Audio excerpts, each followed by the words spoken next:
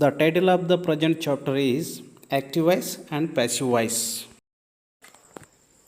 Definition చూసినట్లయితే ముందుగా active voice passive voice అంటే ఏంటి తెలుసుకోవాలంటే మనము what is the formula of English. Formula of English ఏది అంటే సబ్జెక్ట్ వర్బ్ ప్లస్ ఆబ్జెక్ట్. మనం తెలుగులో కర్త కర్మ క్రియ అంటాం కదా, ఇంగ్లీష్లో కూడా సబ్జెక్టు వర్బ్ ఆబ్జెక్ట్ ఉంటుంది.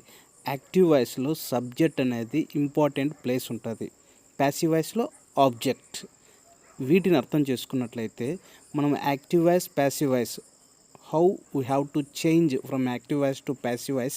Every sentence we are able to change within a short time. That's why we have to know the formula of English and the definition.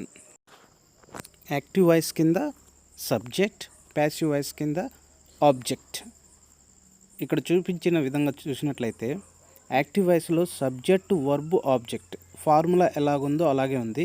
కానీ ప్యాసివ్ వాయిస్లో ఈ సబ్జెక్ట్ ప్లేస్లో object, every verb in passive voice V3 that is called past participle. Every V3 అనేది passive వాయిస్లో వాడడం అనేది జరుగుతుంది. అలాగే ఆబ్జెక్ట్ ప్లేస్లో సబ్జెక్ట్ అనేది ఉంటుంది. కాబట్టి యాక్టివ్ వాయిస్ కింద సబ్జెక్ట్, ప్యాసివ్ వాయిస్ కింద ఆబ్జెక్ట్ అనేది వెరీ ఇంపార్టెంట్.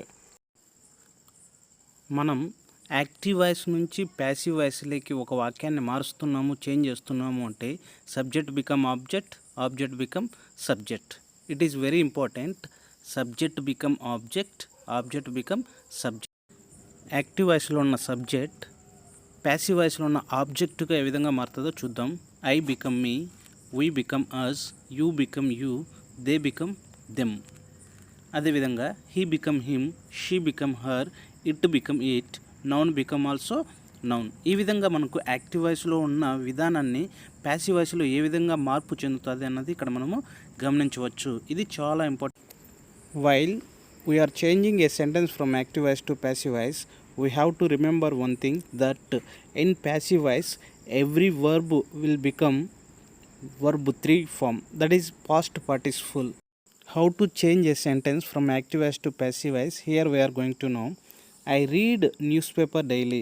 యాక్టివ్ వాయిస్లో I read newspaper daily verb. ఇందులో సబ్జెక్ట్ ఏదంటే I, verb read, object newspaper. ఇది ప్యాసివ్ వాయిస్లో ఎలా చేంజ్ అవుతుందో చూద్దాం.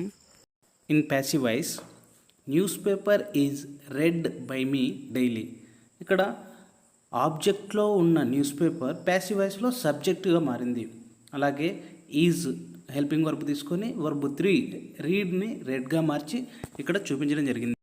Second example, in active voice we play cricket every Sunday.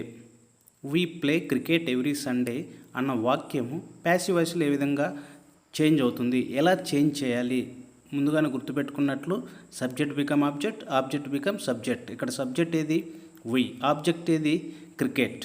How it is going to change in passive voice. Let's find out what is the answer in passive voice. Cricket is played by us every Sunday. ఇక్కడ cricket అనేది ఆబ్జెక్ట్ నుంచి సబ్జెక్ట్కి, అదేవిధంగా helping verb V3 ప్లేయిడ్గా by us. ఇక్కడ we become అజ్ అని చెప్పుకున్నాం కదా. ఈ విధంగా యాక్టివ్ వాయిస్లో ఉన్నది ప్యాసివ్ వాయిస్లోకి ఎలా చేంజ్ అనేది subject become object, object become subject, every verb will be V3. Third example, in active voice Ravi has recently closed the theatre. ఇక్కడ రవి అనే వ్యక్తి తన థియేటర్ని క్లోజ్ చేశాడు. ఇక్కడ సబ్జెక్ట్ ఏదంటే Ravi, has recently closed the theatre. Verb చూసినట్లయితే ఇక్కడ క్లోజ్డ్, ఆబ్జెక్ట్ ద థియేటర్.